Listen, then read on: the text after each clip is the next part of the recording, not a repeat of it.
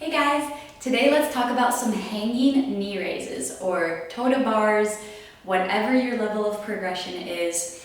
It is trying to hit the bottom part of your rectus abdominis or your six-pack muscle. So the biggest thing that you want to do is make sure that you're getting spinal flexion.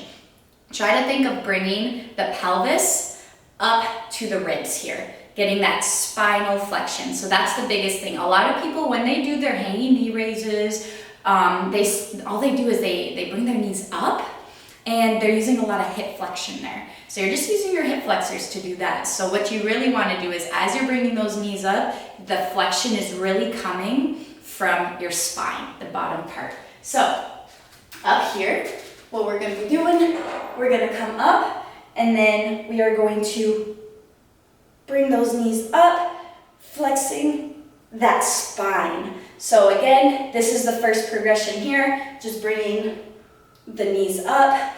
Eventually, you'll be able to come up and do toe to bars, bringing those toes all the way up to the bar. But the biggest thing is getting that spinal flexion. Biggest part.